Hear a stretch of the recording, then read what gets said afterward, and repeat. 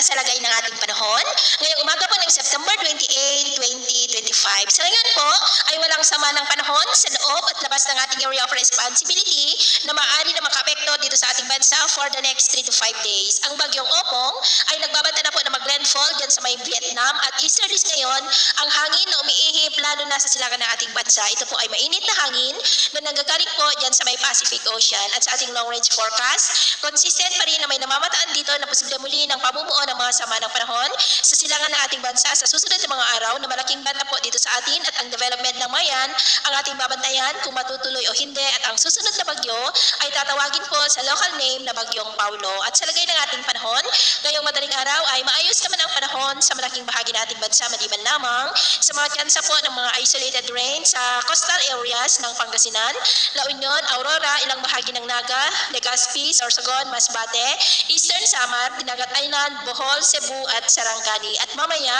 ay sisikat naman po ang araw sa malaking bahagi ng bansa maliban lamang sa mga tsansa ng cloudy skies with isolated rains, ilang bahagi ng Polillo Island, Sorsogon, Masbate, Oriental Mindoro, Northern Palawan, Cebu, Bohol, Leyte, southern part ng Samar, Dinagat Island, Mati at Tawi-Tawi. At mamayang hapon, mas maraming lugar muli ang makakaranas ng mas maulap na kalangitan with isolated rains. Kaya kung lalabas po tayo sa ating mga tahanan, ugaliin naman po natin lagi ang magdala ng kahit anong panangga natin sa init ng araw at proteksyon na rin po sa mga biglaang buhos ng ulan. At sa atin naman pong mga baybayin, wala po tayong nakataas na namang gale warning signals, pero ba yung pag-iingat lamang po kung papalaot tayo para mas makaiwas sa mga sakunang